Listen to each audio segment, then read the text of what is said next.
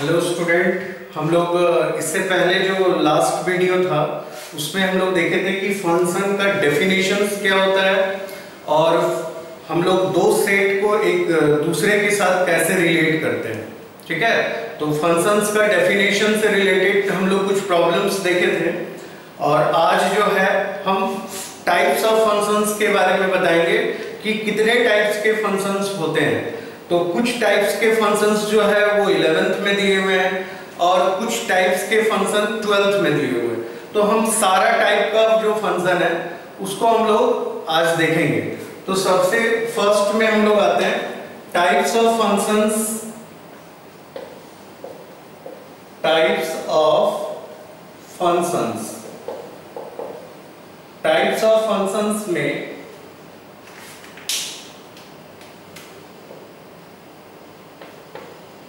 First में आता है constant function. Constant function, constant function क्या होता है? जैसे मान लेते हैं f(x) इक्वल्स टू कहीं पर k दिया हुआ है। k is any constant, k कोई कांस्टेंट है तो इसको हम लोग बोलेंगे कांस्टेंट फंक्शन। मतलब क्या हुआ, इसको यदि हम लोग ग्राफ से देखेंगे तो इसको हम लोग इस तरह से ड्रॉ कर सकते हैं कि यहां पर x का वैल्यू कुछ भी देंगे तो y का वैल्यू जो आएगा वो ऑलवेज k आएगा। k मतलब एनी कांस्टेंट। जैसे f(x) इक्वल्स टू k, इसका मतलब क्या हुआ, f(x) को हम लोग लिखते हैं y इक्वल्स टू f(x) और f(x) इक्वल्स टू k, इसका मतलब y equals to k। k कोई भी कांस्टेंट, जैसे y equals to 5, y equals to -4। तो इस तरह से हम लोग मतलब y इक्वल्स टू 5 जो है ये कांस्टेंट फंक्शन है, y इक्वल्स टू -4 ये कांस्टेंट फंक्शन है। तो हम लोग देख चुके हैं कोऑर्डिनेट ज्योमेट्री में, इसका हम लोग ग्राफ कोऑर्डिनेट ज्योमेट्री में भी देखे थे कि a line which is parallel to x axis that is called y बराबर k। तो एक लाइन मान लेते हैं, हम लोग लेते हैं ऐसे, तो ये ओरिजिन है तो यहां से ये k डिस्टेंस पे होगा। इफ इट इज पॉजिटिव तो ये ऊपर आएगा, यदि ये नेगेटिव है तो ये नीचे आएगा। तो ये हो गया कांस्टेंट फंक्शन का ग्राफ। इसको हम लोग इसका यदि डोमेन देखेंगे हम लोग तो इसका डोमेन होता है ऑल रियल नंबर और इसका जो रेंज होगा, क्यों, क्योंकि x का वैल्यू यदि हम 1 डाल रहे हैं तो भी k, 2 डालेंगे तो भी k, 3 डालेंगे तो भी k, 4 डालेंगे तो भी k, -1 डालेंगे तो भी k। मतलब हम लोग बोल सकते हैं कि इसका जो रेंज होगा वो होगा सिंगलटन सेट k। तो that is called constant function. तो कांस्टेंट फंक्शन क्लियर हो गया। अब हम लोग आते हैं नेक्स्ट में, कांस्टेंट फंक्शन के जस्ट बाद हम लोग आते हैं कांस्टेंट फंक्शन के जस्ट बाद हम लोग आते हैं आइडेंटिटी फंक्शन। आइडेंटिटी फंक्शन क्या होता है तो ये हम लोग देखेंगे। आइडेंटिटी फंक्शन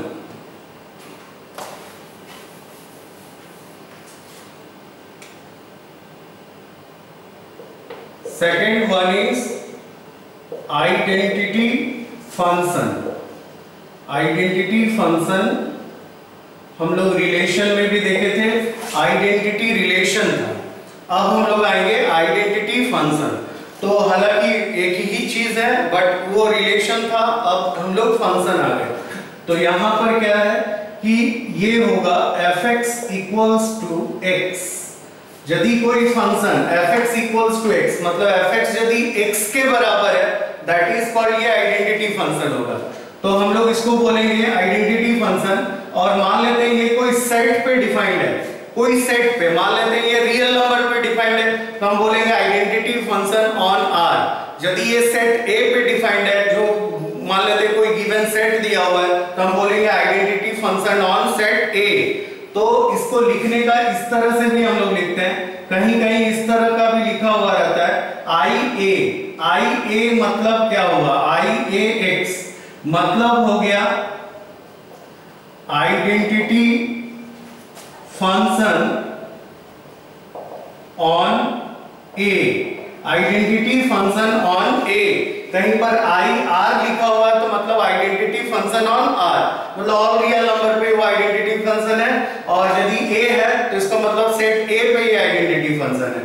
तो इसको हम लोग एक चीज तो यहां पर समझ में आ रहा है कि इसका जो डोमेन होगा, इसका डोमेन होगा ऑल रियल नंबर, इसका जो रेंज होगा ये भी ऑल रियल नंबर होगा। क्यों?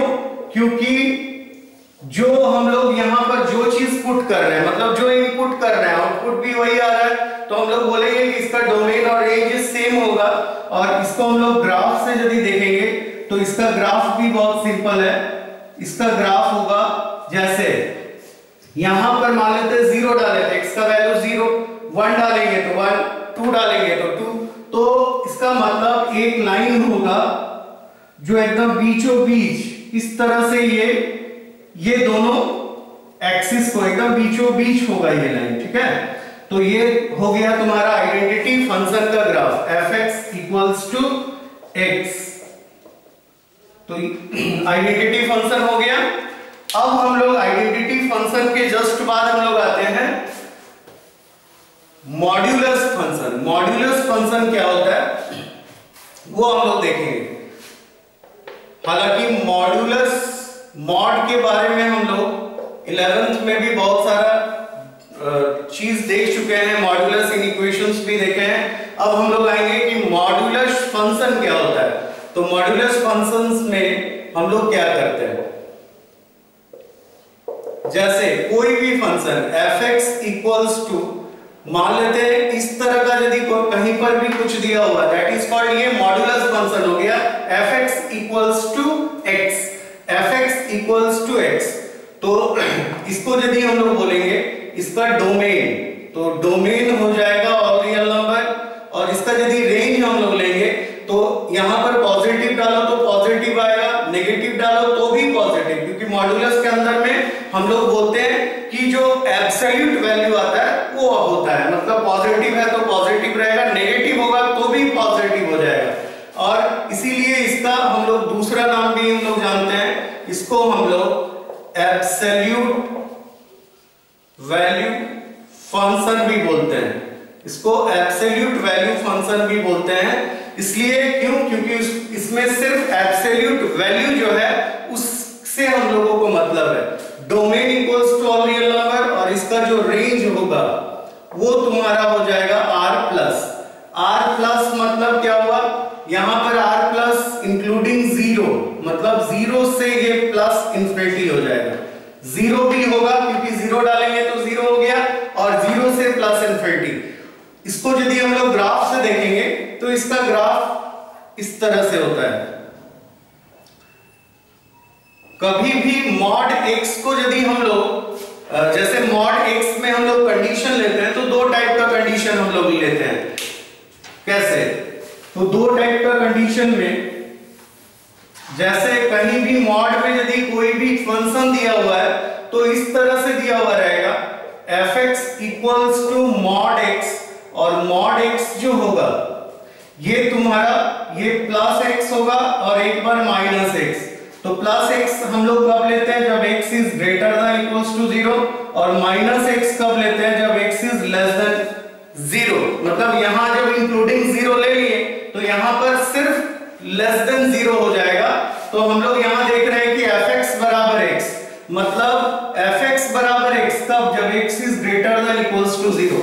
मतलब इस तरह का लाइन होगा f(x) = x, ठीक है, और f(x) = -x, तो इस तरह का लाइन होता है, ठीक है। तो ये जस्ट V आकार का, हम लोग इसको ऐसे भी बोल सकते हैं, ये इंसिडेंट रे और ये रिफ्लेक्टेड रे।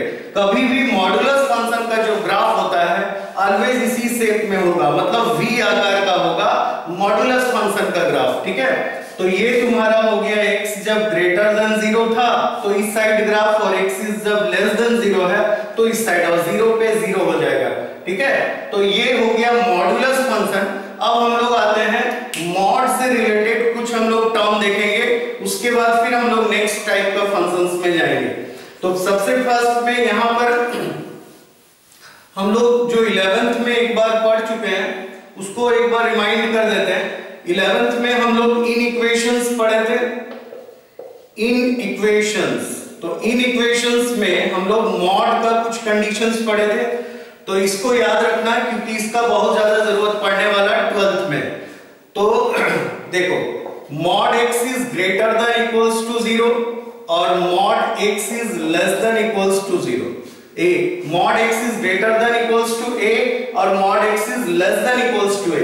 तो यदि ये दोनों केस रहता है तो ये दोनों केस में हम लोग इसको कैसे निकालते हैं? हालांकि डायरेक्ट रिजल्ट होता है, तो डायरेक्ट रिजल्ट को ही हम लोगों को याद रखना है, लेकिन हम लोग थोड़ा देख लेते हैं कि यह कहां से रिजल्ट जो आया वो कहां से आया। इसको यदि हम लोग स्क्वायरिंग करेंगे तो x square is less than equals to a square होगा, तो इसका मतलब x square minus a square less than equals to 0। तो दिस इंप्लाइज क्या होगा, x प्लस a और x minus a less than equals to 0।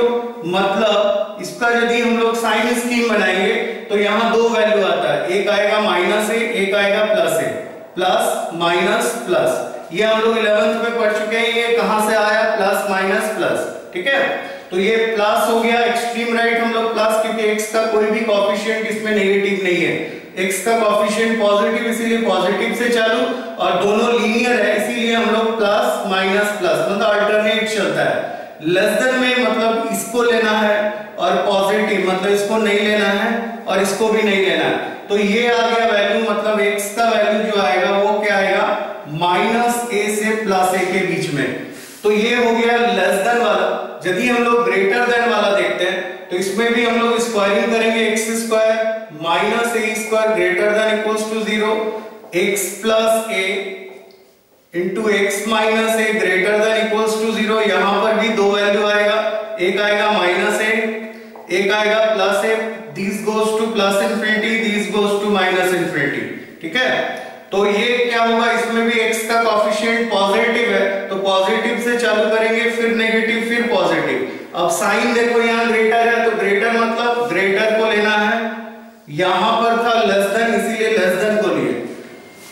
अब हम लोग क्या करते हैं, इसका वैल्यू, तो इसका वैल्यू x बिलोंग्स टू आएगा minus infinity to minus a union a से प्लस इंफिनिटी। तो ये हो गया रिजल्ट। अब इसको हम लोग एक शॉर्ट फॉर्म में लिखते हैं, मतलब ये कहां से आया उससे मतलब नहीं है, हम लोगों को सिर्फ रिजल्ट जो है उसका एप्लीकेशन क्वेश्चन में आता है, लेकिन फिर भी जानना जरूरी है कि ये कहां से आया। इसको हम लोग प्रॉब्लम्स बनाने में हालांकि यूज होगा। इसको हम लोग जैसे mod x is greater than equals to a है और mod x is less than equals to a है, तो डायरेक्ट इसका रिजल्ट लिखेंगे x less than equals to minus a, x greater than equals to plus a।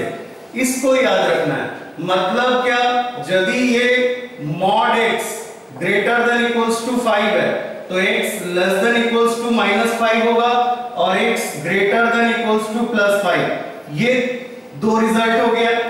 इसको यदि हम लोग लेते हैं mod x is less than equals to a, तो मॉड x लेस देन मतलब लेस देन में हम क्या देख रहे हैं, दो वैल्यू के बीच में, मतलब माइनस a से प्लस a के बीच में, तो माइनस a से प्लस a के बीच में। ये रिजल्ट को याद रखना, मतलब कहीं पर mod x is less than equals to 5 दिया हुआ है तो डायरेक्ट हम लोग लिखेंगे माइनस 5 से प्लस 5 के बीच में। ये हो गया मॉड्यूलस फंक्शन। तो ये कुछ मॉड्यूलस का इक्वेशंस है, इसका बहुत ज्यादा जरूरत पड़ने वाला है, तो इसको आप लोग नोट कर ले। अब हम लोग आते हैं, ये मॉड्यूलस फंक्शन के जस्ट बाद हम लोग मॉड से ही रिलेटेड एक दूसरे टाइप का फंक्शन हम लोग देखेंगे और ये फंक्शन है सिग्नम फंक्शन। सिग्नम फंक्शन क्या होता है, सिग्नम फंक्शन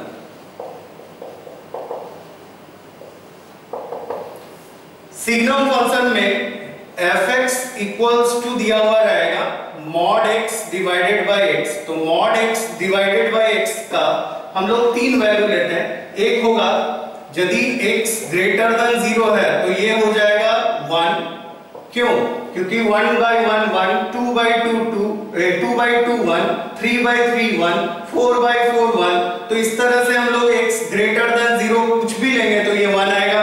यदि लेस देन रहेगा तो ये पॉजिटिव, ये नेगेटिव हो जाएगा, तो यहाँ पर -1 हो ये तुम्हारा -1 हो जाएगा जब x लेस देन 0 है, और x यदि 0 के बराबर है तो हम लोग यहाँ पर 0 लेते हैं। तो सिग्नम फंक्शन ये हो गया। इसको यदि हम लोग ग्राफ में देखेंगे तो इसका ग्राफ इस तरह का होता है।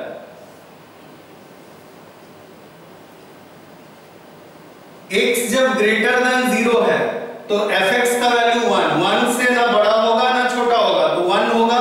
तो fx का वैल्यू 1 पे एक लाइन इस साइड डाल दें।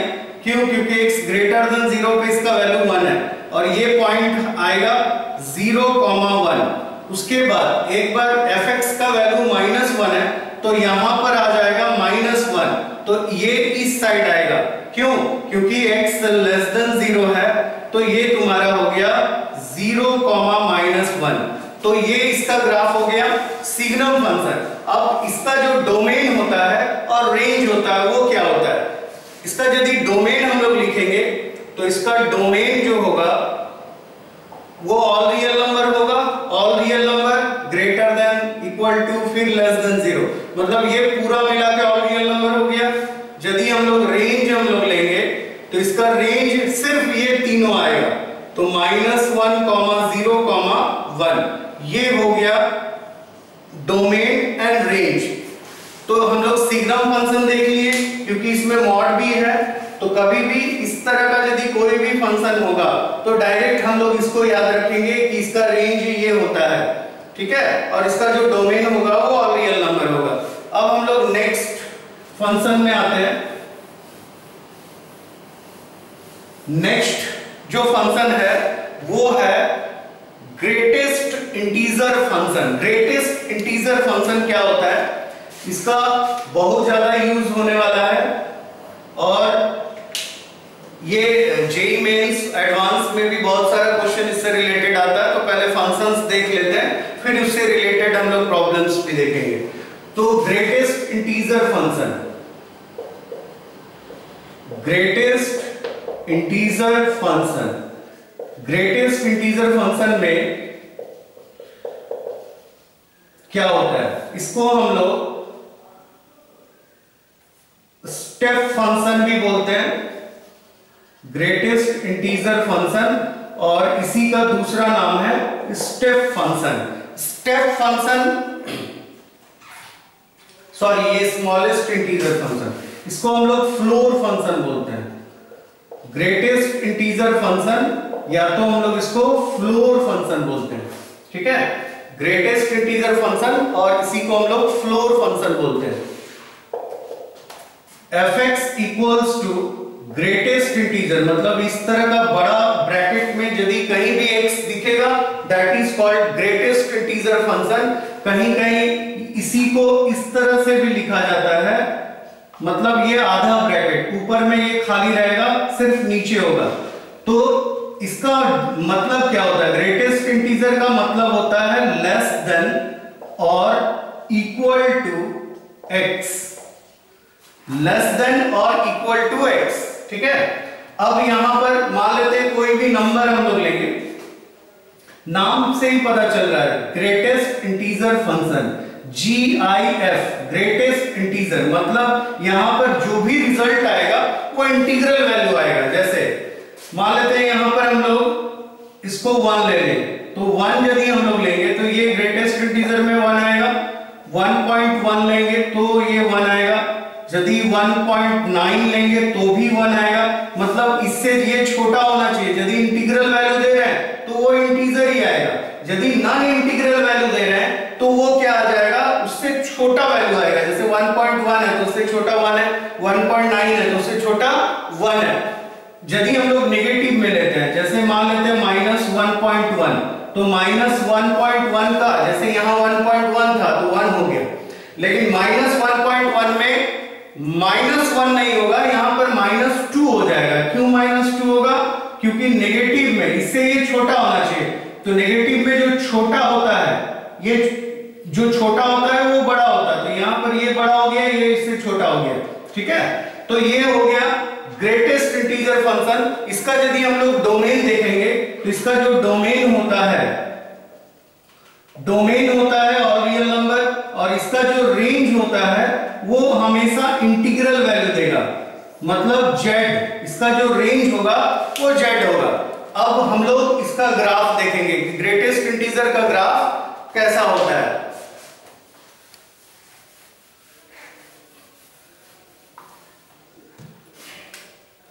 इसका यदि हम लोग ग्राफ बनाएंगे तो ग्राफ भी बहुत सिंपल है।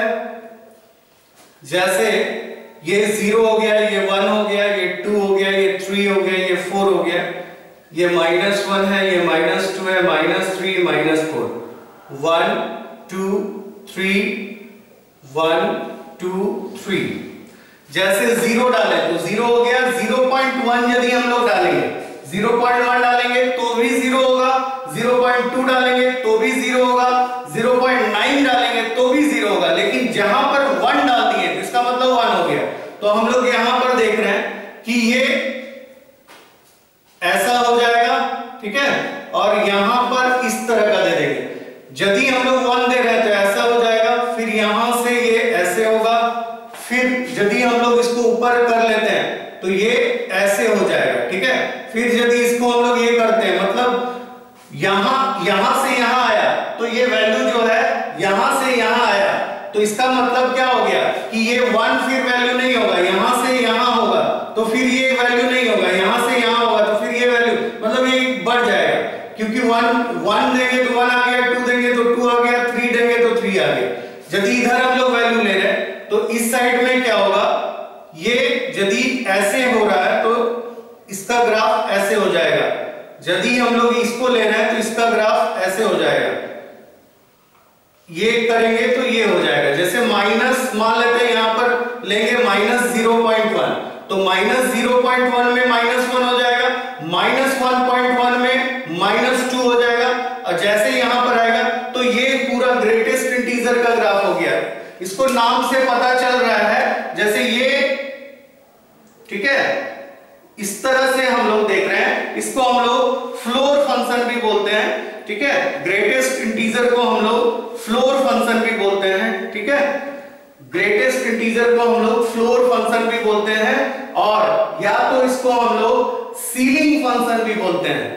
ग्रेटेस्ट इंटीजर को हम लोग स्टेप फंक्शन भी बोलते हैं या फ्लोर फंक्शन, और स्मॉलेस्ट इंटीजर को हम लोग बोलते हैं सीलिंग फंक्शन, ठीक है।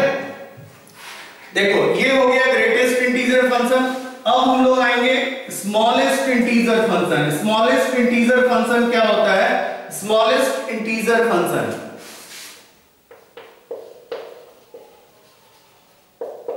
Smallest integer function, smallest integer function, और इसी को हम लोग सीलिंग फंक्शन भी बोलते हैं।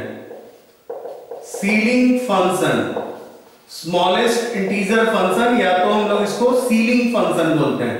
तो स्मॉलेस्ट इंटीजर में क्या होता है, जैसे fx इक्वल्स टू, ये इस तरह का होगा तो इसको स्मॉलेस्ट इंटीजर हम लोग बोलेंगे, और इसका जो वैल्यू होता है वो होता है ग्रेटर देन और इक्वल टू, ग्रेटर देन और इक्वल टू x, मतलब ग्रेटर देन भी होगा और इक्वल टू x भी होगा।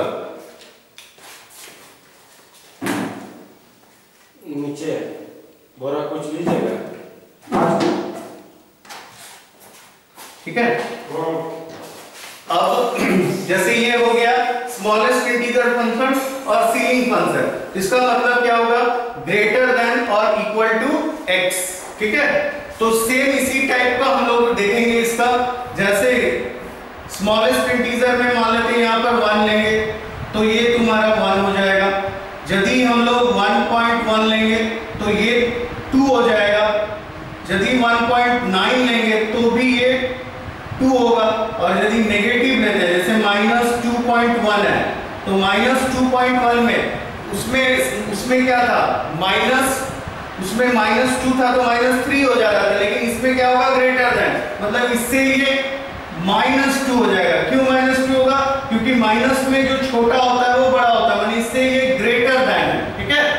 तो ये हो गया स्मॉलेस्ट इंटीजर फंक्शन। इसका भी डोमेन जो होगा वो ऑल रियल नंबर होगा, इसका डोमेन ऑल रियल नंबर, और इसका जो रेंज होगा वो होगा इंटीजर, ठीक है, तो ये हो गया स्मॉलेस्ट इंटीजर। यदि हम लोग इसका ग्राफ बनाते हैं तो इसी टाइप का बनेगा, देख लेते हैं। इसी ग्राफ में हम लोग इसको बना सकते हैं। कैसे? जैसे ये हो गया, जीरो डाले, जीरो डाले तो जीरो हुआ, 0.1 डाले तो 0.1 में ये बढ़ जाएगा, मतलब 1 हो जाएगा। तो इसका ग्राफ ऐसा होगा। यदि हम लोग 1 दिए तो 1 आया, ठीक है, 1 दिए तो 1 आया, मतलब ये ऐसे होगा, इस साइड ये ऐसे होगा, फिर इसी पैटर्न पे चलेगा, मतलब ये ऐसे हो गया। फिर यदि हम लोग ये हो गया इसका, फिर हम लोग 1.1 दे रहे हैं तो 2 आ जा रहा है, तो मतलब ये ऐसे होगा, फिर जैसे ये ऐसे होगा, उसके बाद ये इस पैटर्न पे, फिर यहां से ये ऐसे होगा। तो वही ग्राफ है, थोड़ा सा खाली यहां पर चेंज है। चेंज क्या है? तो ये जो है 1 2 3 4 5 6, मतलब ये वही ग्राफ है, थोड़ा सा ऊपर उठ गया है, थोड़ा सा ऊपर उठ गया है, ठीक है। अब हम लोग आते हैं स्मॉलेस्ट इंटीजर फंक्शन हो गया। स्मॉलेस्ट इंटीजर फंक्शन के जस्ट बाद हम लोग आएंगे, जस्ट 2 मिनट में हम लोग दूसरा और भी टाइप्स का फंक्शन हम लोग देखेंगे, ठीक है। Okay, bye.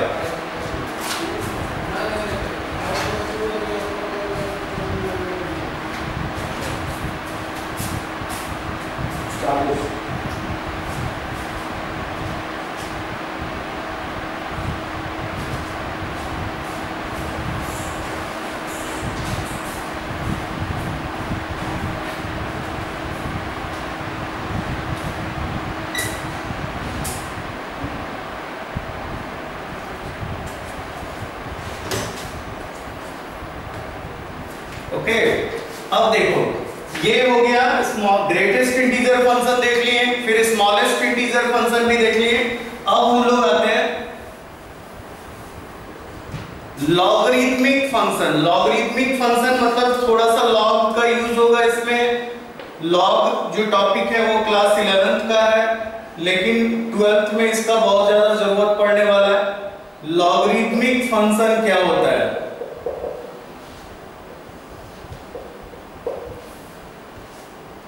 fx equals to log x to the base a। fx equals to log x to the base a। तो यहां पर यहां एक कंडीशन होता है, तो कंडीशन यहां पर ये रहता है कि log कब डिफाइंड होता है, ठीक है।